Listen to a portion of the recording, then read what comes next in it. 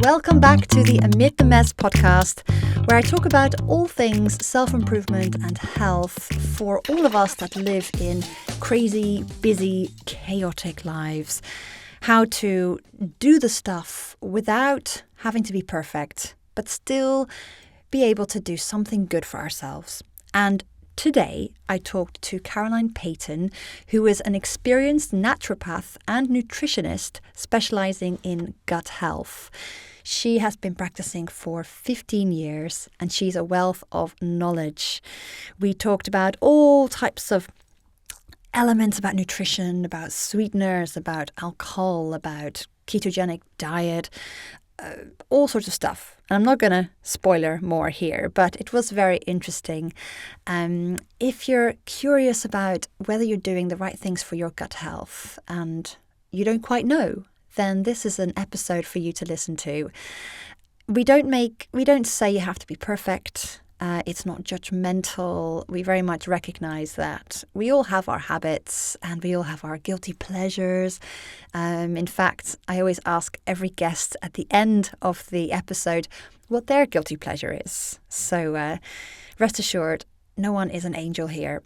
But you might just learn something about gut health and maybe how you could shift up your habits a little bit as we go into the summer season. So I really hope you enjoy this episode.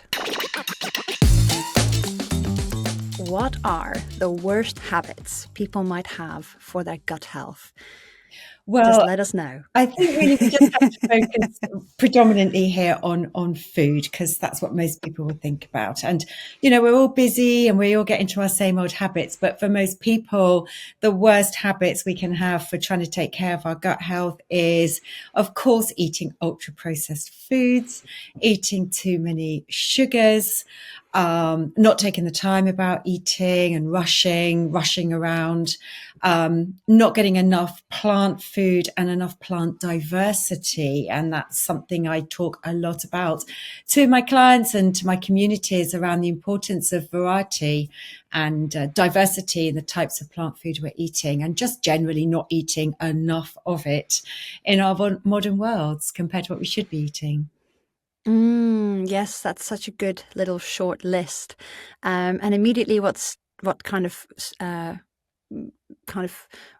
I noticed in what you said was not taking the time to eat as well. Yeah. And I'm thinking of people with crazy lives, with, you know, crazy family situations. Us at the moment, meal times can be really manic. Yes. So are you saying that even having a healthy meal, if you have a rushed, a bit of a chaotic, stressed experience, does that also affect gut health? Majorly. And of course, you know, no one's perfect, and you can't, you've got small children. There's not a lot you can do about that. But for many of the clients I see, naturally we take for granted that we just eat food and then you forget about it. You've just eaten it and that's it really. But there are, several stages to digestion. And the very first stage of digestion really starts before, or 20% of digestion and digestive secretions starts before you even put food in your mouth.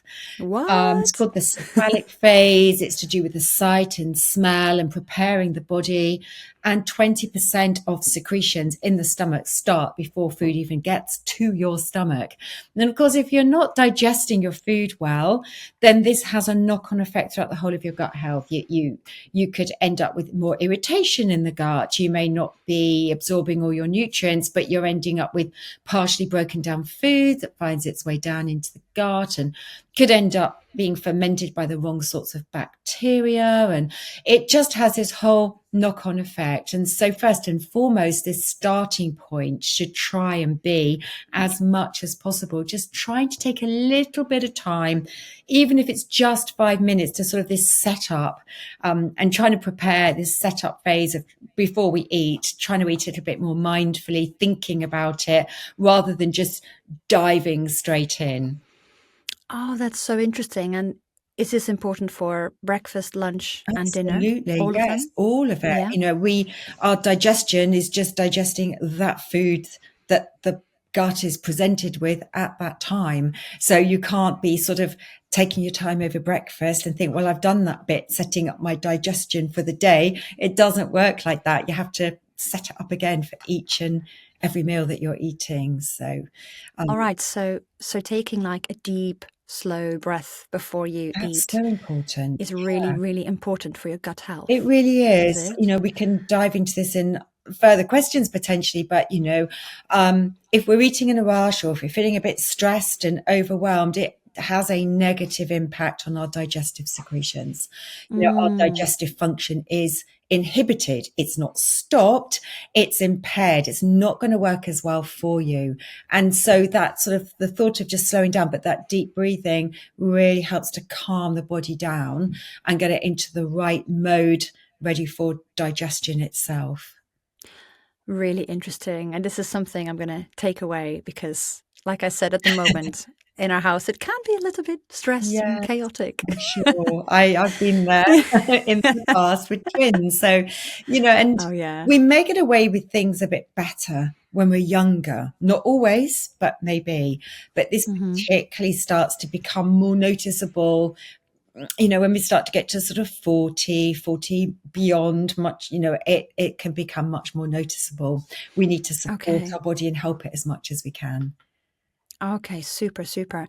And you started with saying ultra processed foods, so that is really one of the main things we need to avoid for our gut health. Mm, Now, how would you define that? Because it's very much a throwaway statement. Everyone it knows, is. oh, processed foods are bad, but Yes.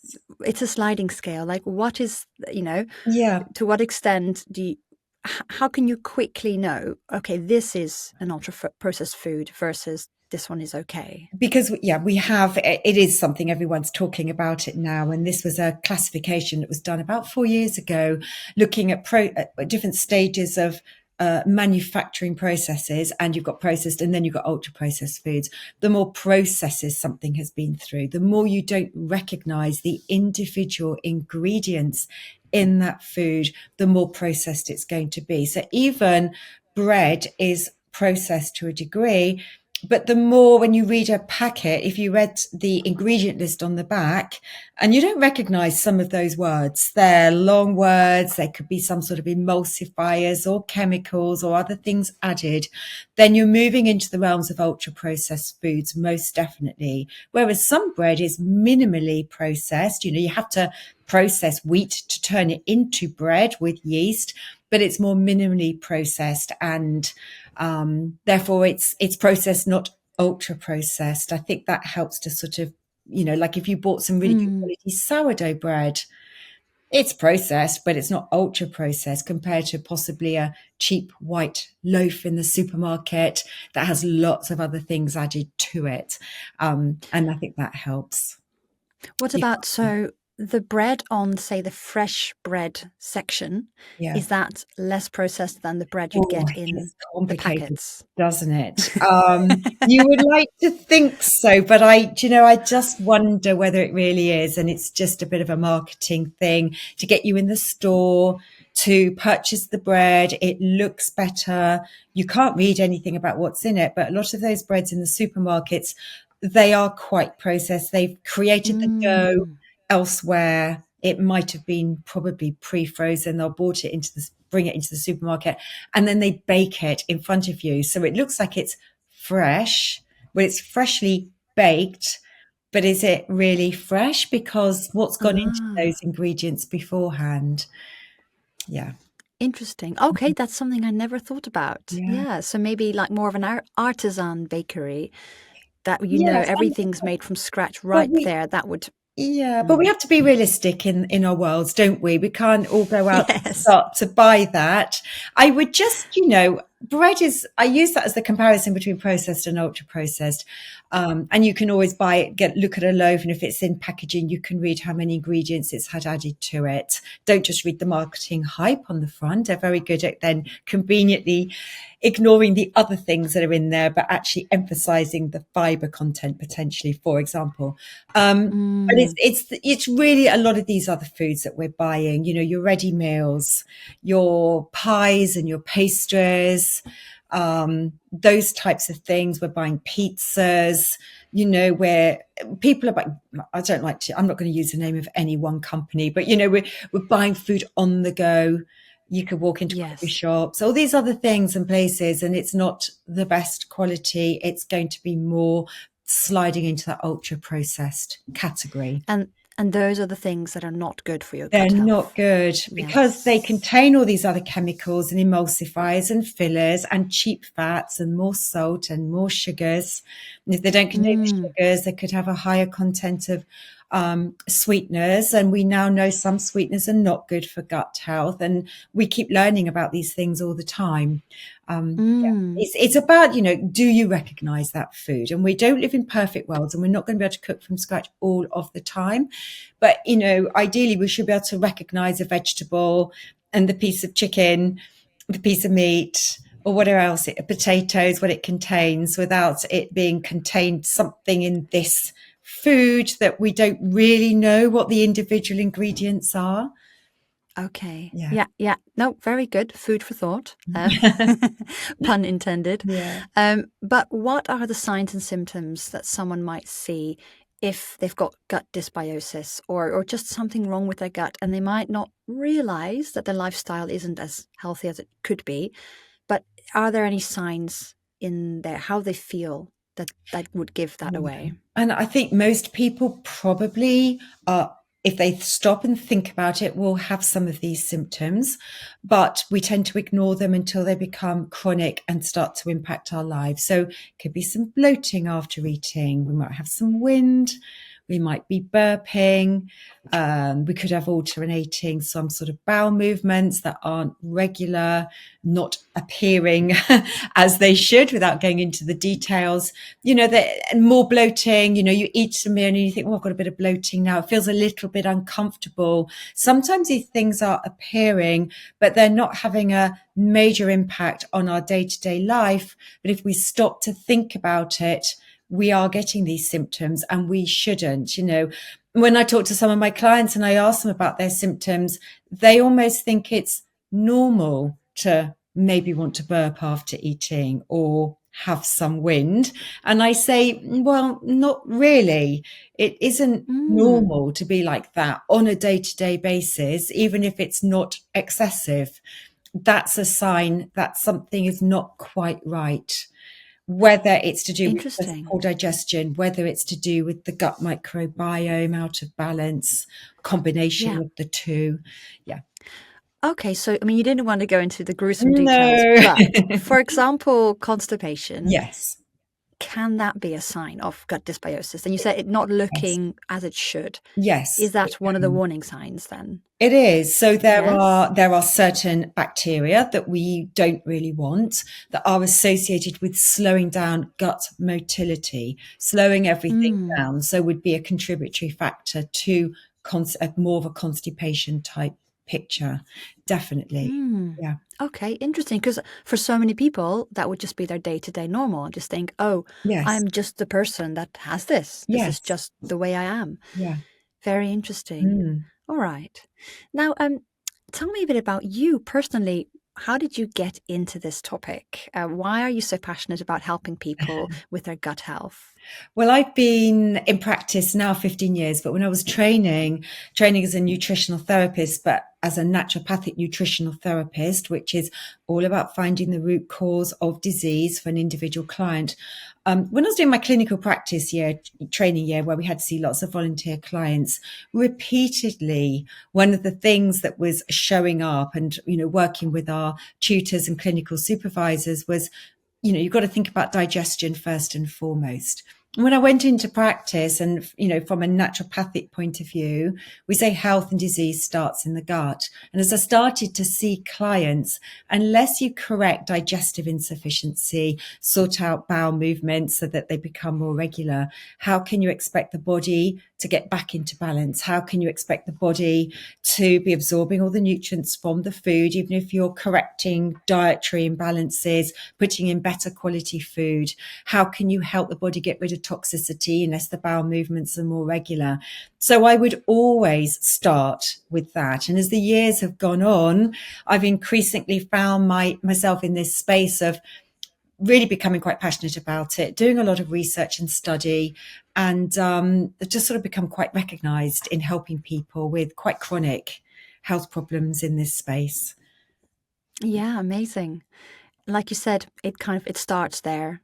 And there's no, like at the beginning of our conversation, we said, even if you have this amazing healthy meal, if you eat it in a stressed way, it, Mm, yeah, wouldn't do a good thing. no. Fantastic. Yeah. Um, Now you also mentioned right at the beginning about plant foods. So Mm. lots of diversity of plants and fibers and all that. Is there such a thing as too much, or is it just as many as you can? I think I think for most people it would be hard to get too much, because if you really tried to cram in a lot of fibrous food, you would feel very, very full. Although over time you may get better at digesting it and breaking it down. I think what I would say is that if people are listening to this, and it's a reminder maybe for people that yes, I really need to have more plant food, eat more vegetables, can also be herbs and spices. I must stress that. Don't do Ah, it too quickly, because if you suddenly go from eating a small amount of plant food, putting a small amount of vegetables on your plate, and you suddenly increase it, your gut will could react, because your gut ferments the fiber. The bacteria ferments the fiber. So if you suddenly whack in a whole lot of fiber really quickly, you will feel worse before you feel better. It could have a negative okay. consequence, and you might start to think, oh, there's something wrong. Oh, this isn't right for me. I'm not meant to eat all of this. And actually, it's just a case of too much, too quickly, too soon. So just slow it down, and just start to Mm. increase it slowly. But is it likely you could eat too much? I'm not aware of someone having too much fiber. I think it would be very, very difficult to get to a point where you had too much. I think the point is, if you had so much fiber in your diet, you had no room to be eating proteins and good fats, then it would become problematic, because then you're getting an imbalance and you're not getting your other macronutrients into your Oh, right, because fibers are really filling. So if really you just filling. filled up on salads and Yes. other leafy You vegetables. might not have space for your protein. Mm. Aha. Okay, that is a very good point. Mm. Yes. Oh, I like that. So actually, that does bring me to one question I wanted to ask. So society has very much demonized dietary fat. And there's pros and cons and different camps of thoughts around this topic. But does dietary fat play a role in our gut health?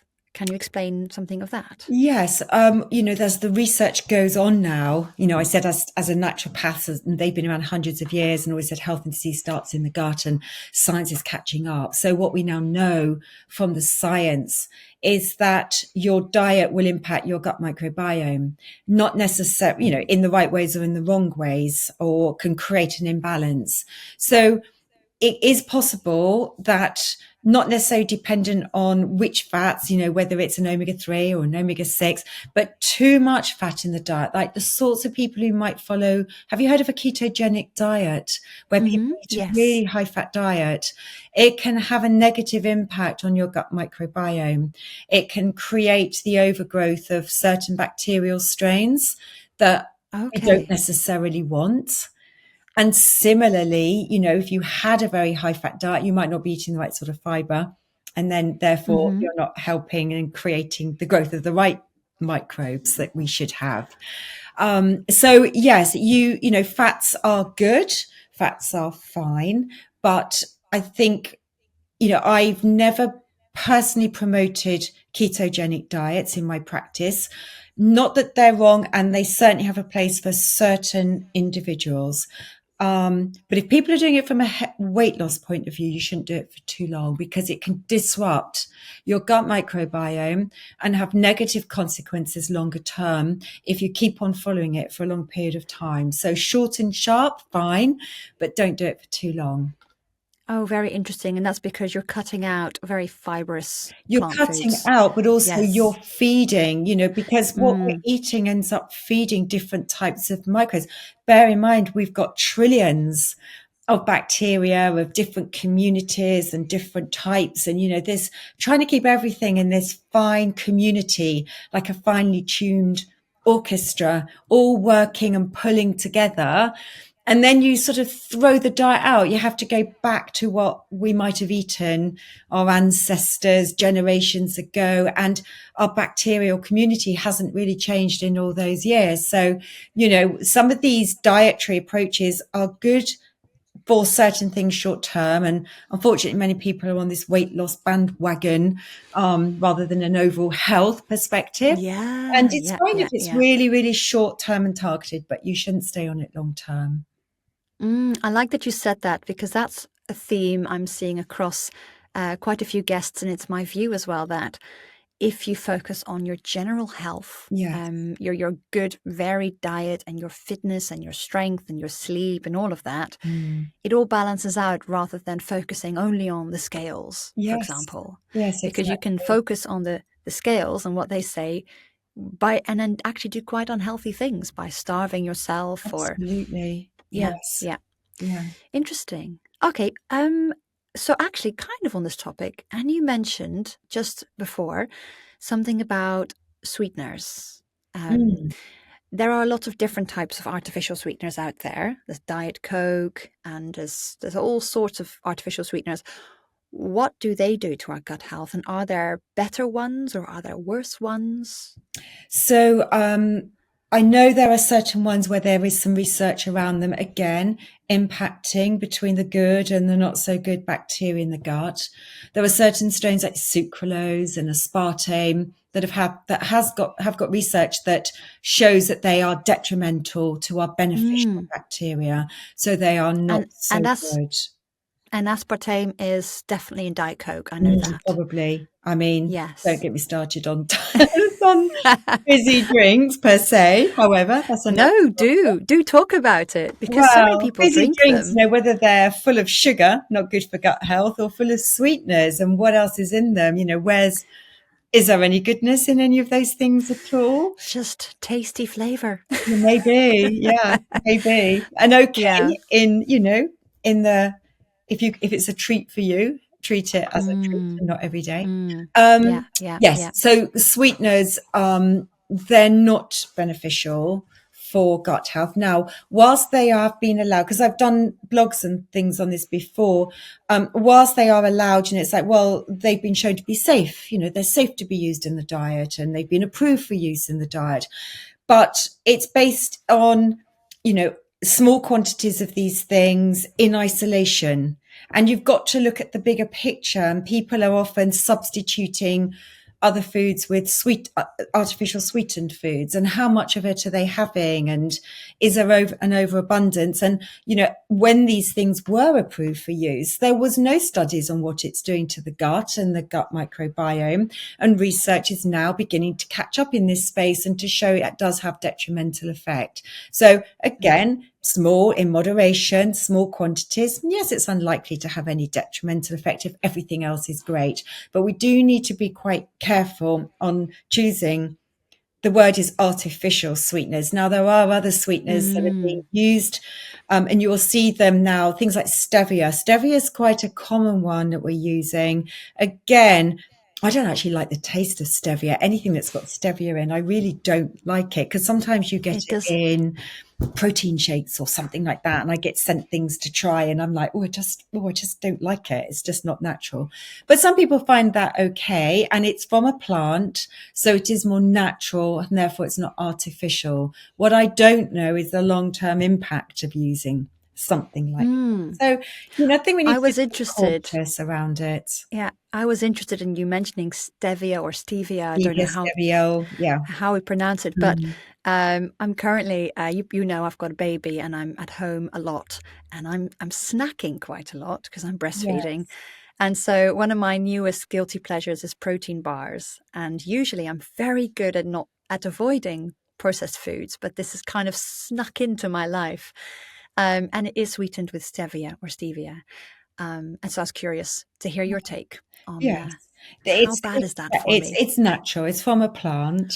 It's Mm. natural, and the better quality products like protein bars do have things like that in them. Of course, the best quality might not have that. They might use dates and things, but that's Mm, much better than the yes. artificial ones, definitely. Sucralose and aspartame is Well, ones you they're should two avoid. that I am very much aware there has been research around those, and they are used Okay. quite commonly in products. Yeah.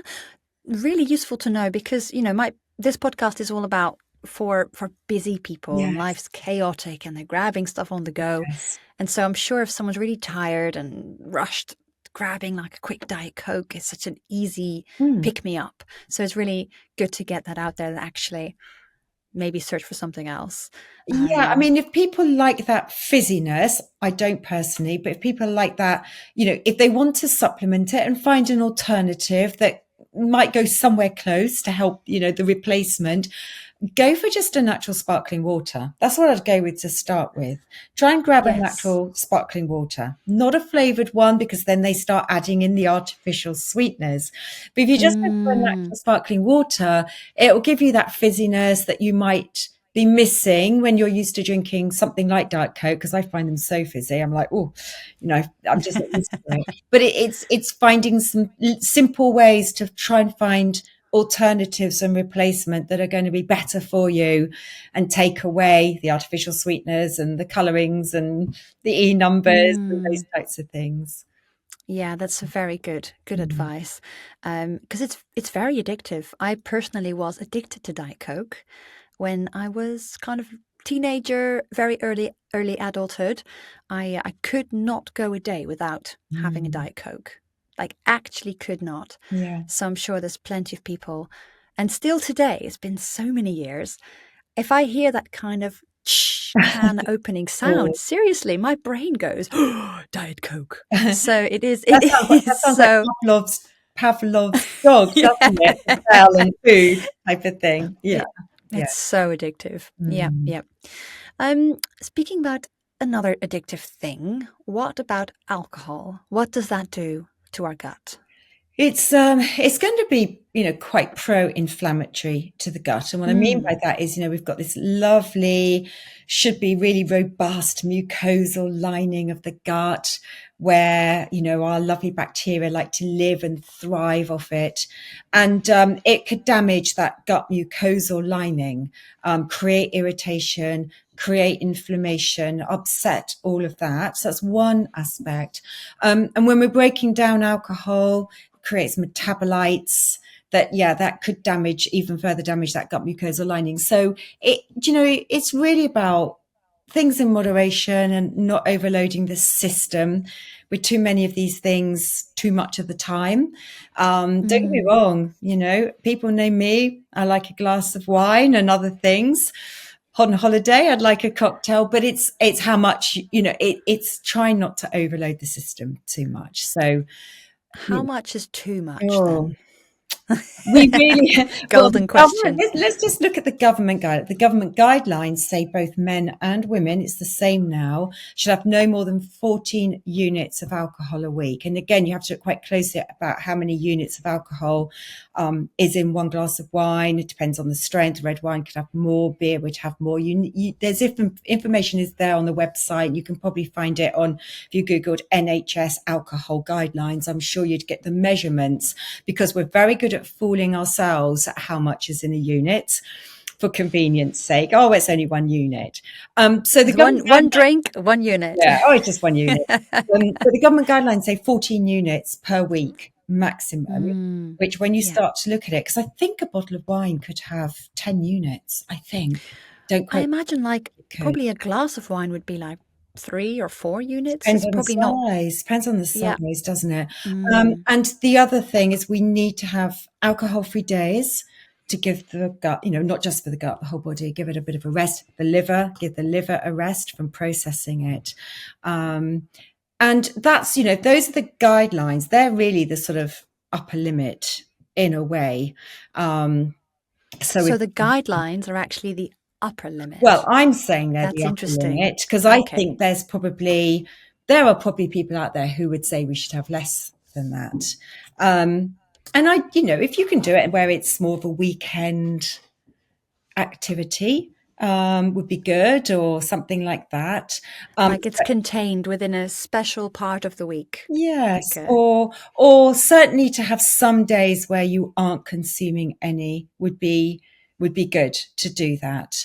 But mm, yes, you know, how much is too much? Well, let's focus on that 14 units and saying if we're going above that, that's too much for the body, too much for the gut, too much for the liver, impacts mm, brain clarity. People who stop drinking alcohol altogether do report how much more clarity they have, don't they, in their mind, yes, you know, yes.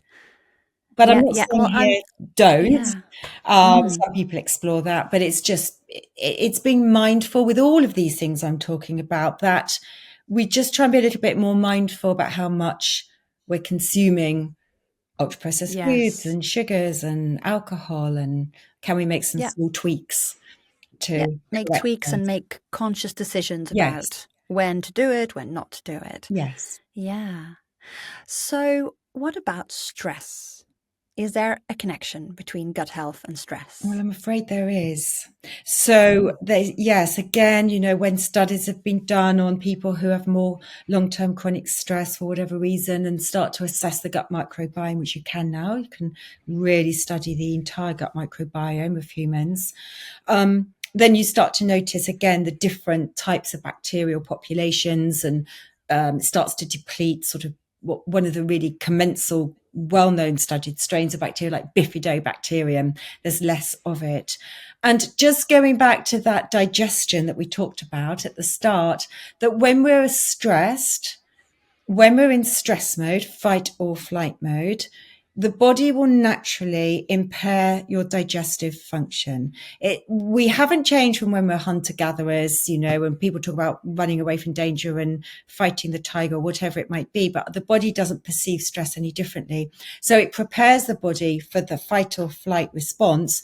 And therefore it sees digestion as a non-essential function, because there's no way you're Mm, going to be trying to digest a meal when you're out running away from danger. You're not going to be doing the two things concurrently. So the body is not prepared to be digesting food at all. However, our stresses these days are emotional stresses, but the body doesn't perceive it differently. So it impairs digestion. It inhibits our digestive secretions. That will then have that knock-on effect all the way through the digestive tract. So stress does have a part to play, unfortunately. We can't take away all the stresses of our life. What we can try to do is what we talked about at the start, certainly before we're eating, trying to think about some deep breathing, which helps to switch the body from being in that fight or flight stress response mode into the rest and digest parasympathetic yes. calm mode. And it's called that for a reason. Rest and you know, talk about fight or flight, rest and digest. So that's when we're in the best optimal phase to digest food. And we can just do a few 5 minutes, some deep breathing, can just help to calm everything down, hopefully for long enough to digest our food. And if we're feeling stressed and become more aware of being a bit uptight, we can do some deep breathing at any point during the day to try and calm everything down, because we can't get rid of everything that's stressful in our lives at all. That's not Yes, realistic. yes. There's a few simple things. Other people have other ways of calming themselves down, but I like deep breathing because I think it's easy to do. You can do it anywhere. And yeah, Yeah, it's just quite effective. absolutely. It's music to my ears because as you probably know, I'm a yoga teacher Yeah. and that kind of mindfulness, breath awareness, deep Mm, breathing, it's all really good stuff to help, yeah. yeah, regulate your nervous system. Yes. And like you said, people can't stop life. And I think if you wait for life to become less stressful, to be less stressed, it's never going to happen. You just No. have to try to learn how to not be Navigate, as navigate navigate the through the the stress. obstacles in Yeah. life and breathe through it. And Yes. yeah. And you know, and it's not a topic for today, but sometimes when we stop and think about it, there are ways of removing some of the stresses in our lives. Not so easy. Sometimes we can when we stop Mm, about it. Others we can't. So it's like, yes. are there ways to reduce the impact of stress in my life? Can't do. I'll get rid of all of it, but you know, there are certain Mm, things in my life that am I creating more stress than I need to myself I see that Yes. myself in maybe what I take on from a work point of view. And then that creates overwhelm, and overwhelm creates a stress. And then when I step back, Mm. hold on a moment, why did I agree to do that extra bit of work or do this or do that? Did I really need to do that and say yes to meet that deadline right now? I'm self-employed. Maybe it's easier for me to, well, not always when you're self-employed. Sometimes it creates more busyness and wanting to say yes to everything. You But take on more because you yeah, feel you have to sometimes, say yes to every single bit of work. yeah, you I can know the do. feeling. Yeah. Yes, yes. Interesting. So, on the topic of taking the time for meals and trying to create a stress-free environment, so what about eating lunch at work Mm, while you work? So, a lot of mm. people might work through their lunch break. What are your thoughts on that? Not ideal. I mean, I used to be there years ago, my old job, Mm, corporate type job. You're busy. You've had meetings. These days it's all Zoom and team calls. And then you think, oh, it's lunchtime. I haven't got any more calls. And therefore I will sit at my desk and I'll catch up on my emails. So you're looking at your emails and maybe you're typing a reply while you're trying to eat your food. You're not doing that mindfully. You need to yes. connect with the eating function because you're distracted when you're looking, even if or looking at your phone. I'm going to switch off and I'm just going to look at my phone whilst I'm got my lunch break. I'll look at my phone and eat my lunch. You're distracting yourself. You're distracting your body from eating. And this whole concept of mindful eating, not just about the deep breathing, it's this being aware you're eating your food. You're telling your body you're eating food. That 20% of digestive secretions occur before you start eating, And chewing all the the food, senses, the seeing, the the smelling, seeing, the the smelling. touching. Absolutely. Chewing the food. It's not about chewing food 30 times with each mouthful, but it's just this connecting with the eating Mm. function is going to support your body to be able to eat food. So it's not S- ideal. You need to try and get away from the desk, whether it's at work or at home, sit at a table, ideally put the phone down, not have it with you, and just enjoy your food. It's so important. Enjoy what you're doing Yeah. and use it as time away from everything else that's Yeah. going on in Yeah. our lives. So, what about watching television while you eat? Not ideally, really. Same thing. Yeah, I Yeah. mean, Yeah. unless you can tell us, unless you're very good at saying, I am eating, I'm digesting, I'm looking at my food, I'm chewing my food. But again, it goes back to that. If you're busy watching a TV program, so the food is going in without you consciously really thinking about it, you are not supporting your body's ability to digest that food at all. Mm. Okay. Mm. Really good food for thought. Again, I keep saying that. So, is there anything in social media or the general media about gut health and digestion that annoys you? Well, I would talk more generally here, but there is one particular thing that comes to mind around this. The media, a lot of things that we read about, hear about on the radio, or certainly, if you click on, you see something online with the media, it's headlines. It can be sensationalized. It's not giving you the full story and the full picture of something. There's this term called clickbait, because they want you to click on Mm. articles, because when you click on the article, that pings up the advertising that funds everything to do with the media. That's just the reality of modern life. So sometimes it's sensationalized and sometimes there's headlines and it doesn't give you the full picture. And one thing I would just like to mention in that context and links back to gut health, there was a study a few years ago and then there was another one more recently, and the headline was red meat causes bowel cancer. Oh, yeah. Red meat causes bowel cancer. So everyone thinks, can't eat red meat. Mm. I'm going to get, bowel cancer, and that's really dangerous. Now, when you delve into those studies a little bit more deeply, it gets quite complicated. But to start with, they're studies that people self-report what they've eaten, so they're not 100% reliable. And the second thing is they will just look at the amount of meat eaten, and they didn't differentiate. And again, when you read it, they didn't differentiate between good quality red meat that's a lovely Unprocessed. steak compared to processed meat. When you read it, it's like red meat and red and processed meat. So, well, there is a difference, as we've spoken about, between good quality red meat and processed meat. Very, very different impact on your gut. And and linked to that is, what else are you eating alongside that? Are you Mm. eating your plant-rich diet alongside to feed your gut microbiome and support it? Because that is what's keeping the gut healthy. So you can't look at all these things in isolation. You need to look at the whole picture. And, you know, that study did annoy me, because I know it wasn't a balanced article, and it's fine to be eating some good quality red meat, but you absolutely need to have that in balance with eating plant-rich diet alongside it. Yes, absolutely. I wholeheartedly agree with you. Um, my background is in exercise science, and I learned about the different types of research and Yes. the epidemiological Epidemiological. Yeah, cross-sectional that's the research word. that Mm, just surveys thousands of yes. people.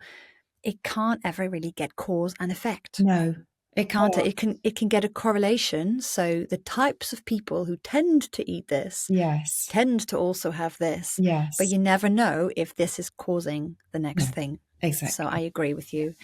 Mm. Yes. Okay. So don't fall for clickbait. No. But sometimes the headlines are so like, oh, I want to know more about Yeah, that. But yeah. absolutely. Mm. Um, so as we're heading into summer, when this episode is published, have you got any advice for people going into summer season, barbecue season, maybe more drinks on the patio season? Mhm. Any words of advice? Gosh, well, you mentioned the word barbecues. Now, barbecued food is not necessarily very good for us. You know, burnt Oh, food. Burnt okay. food is considered to be carcinogenic. So barbecued food Mm. is okay if it's cooked properly, but often people are overcooking it. It starts to become burnt. That's not healthy.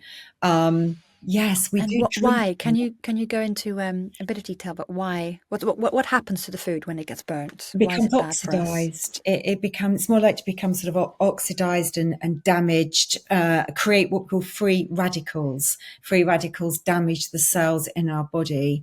And yeah, so that's where the danger and the problems arise if we were to eat burnt food, for example, that could be barbecued. It's not Mm. all the right sort of barbecued food is okay if it's not overcooked and it's cooked Yeah, correctly. carefully barbecued, but not burnt. Burnt, not burnt. Yes. Mm. And making sure it's cooked all the way through as well. That's the other thing, Yes. isn't it? Yeah. Um, what else? Yes, it's very difficult, isn't it? Because summer season, sit outside, have a drink. Maybe you could have that sparkling water. Maybe you could dilute your wine and make it more of a spritzer with sparkling water. Mm. Maybe you could start with a soft drink before going on to the glass of wine or the gin and tonic, because the temptation is you have the first one, and that first one, chilled wine, goes down rather quickly if you're not Oh careful, yes. and you Oh reach for the yes. second. So is there a way of having something else quench your thirst nice and cold, and then maybe go for the alcoholic drink potentially? Of course, we Mm. all eat more salads in the summer, and that's great because we like salad food more in the summer than we do in the winter. But please don't have salad foods to the detriment of still eating other vegetables, because this diversity of plant food is so important. So, you know, it's still important to be eating some other types of vegetables, not just Oh, salad food. And if people that's struggle, interesting. yeah, because we need this range. It's a bit like we need a range of things. We need different protein foods and fats and fiber. Our gut microbiome, like each one's like different types of fiber. They get their fuel from different types and different plant foods. So the more diversity of this plant food that we eat, different colors and different types, as I said, you can include herbs and spices, will be fueling and feeding bacteria. So that's all positive. Otherwise, you'll end up with a smaller population of Mm. bacteria. And If we need lots of them, but we need diverse numbers of bacteria as well. That's really, really important. Yeah. And the only other thing to mention, I guess, here while we're talking about gut health and summer and salads is, if some people know they've got some digestive symptoms, you know, I talked about the bloating and things like that. And unless you're really careful to digest your food well by eating mindfully, eating raw salad food can put more pressure on your digestive system. When we cook our vegetables, the cooking process is going to be breaking down some of those tough plant cell walls, the tough fiber. So when you eat salad and it's raw, the demands on your digestive function is that little bit greater. So if you don't feel you've got good digestive function, if you feel you might bloat more, and bloating doesn't necessarily come from those types of foods, but just be a little bit aware that you really are chewing it well to break down those cell walls of the plants and that fiber, because it haven't had that sort of phase up front of cooking to help the breakdown of those plant cell walls. Interesting. So raw salads are more difficult to digest than cooked vegetables. Yes. Can be. Yes. Interesting. This is actually something, so coming from a yogic background, I'm into Ayurveda as well. Have you heard of Ayurveda? The Indian science of nutrition and life.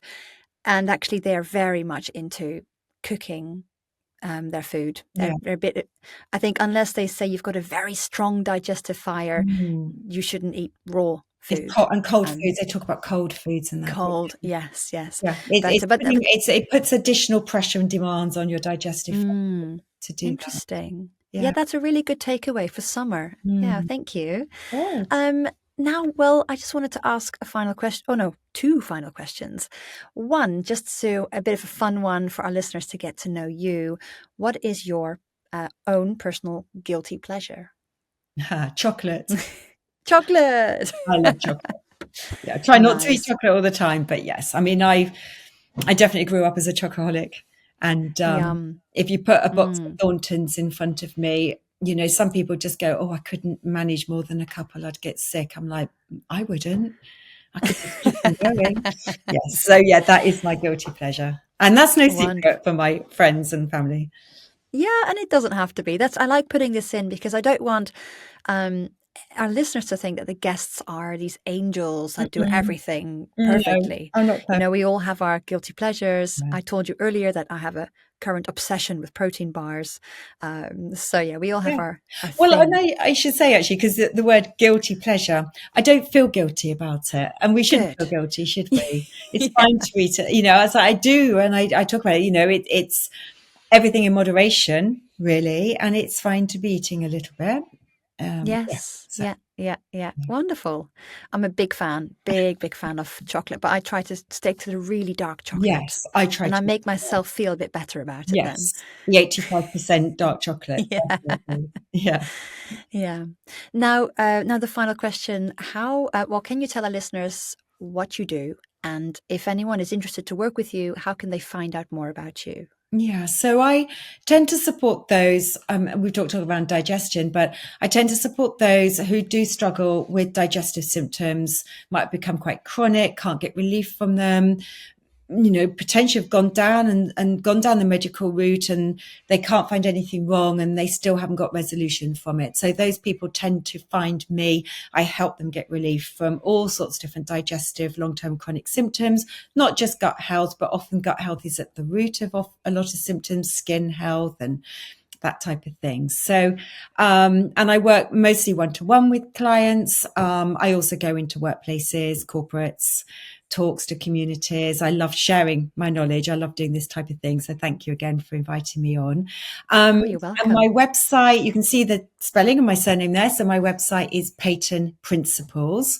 And I have a YouTube channel, Peyton Principles Natural Health, with lots and lots of information. And you find me on the usual social media channels as well. Perfect. And I will put the links to all those things in the show notes so everyone can find you. Wonderful. Well, I think we shall keep it there, but I really appreciated your time and your wisdom today. I really enjoyed our chat. My pleasure. Yeah, I really enjoyed it. Thank you so much. Well, there you have it. That was Caroline Peyton on all things gut health and how we can shift our habits to be a little bit healthier. One thing I found so interesting from this, and you probably noticed that I found it interesting, was the whole stress element And from my background, because I'm a yoga teacher, I think all the time, I think so much about stress, how it impacts our lives, our bodies, our minds, and that mind-body connection. And so as I was chatting to Caroline, I was having these like ideas in my brain, this little brainwave going, oh, I must make a meditation that's like a pre-food meditation or something, or I must collaborate with her to do some kind of nutritional gut health yoga thing. But yeah, just to let you know what was going through my mind. In our house, it is currently a bit chaotic because we have a 3.5-year-old and a almost 5-month-old baby. So mealtimes aren't always the most chilled experience that I would like, but I am definitely going to try more and more to just take a couple of really slow, deep breaths before I eat, even if the situation is not ideal. And I think that might be really good. So yeah, and now I invite you to think whether any of this was super relevant to you and what you might take away from this episode. Are there any foods that you're going to be more careful about? Are you going to add a bit more vegetables into your day, or take out some sweeteners or alcohol? Or like me, are you going to take a nice deep breath before you eat?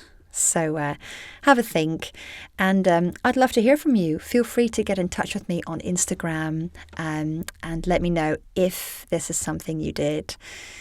But for now, I think that is all. I'm going to love you and leave you, and you'll hear from me again next week. Bye.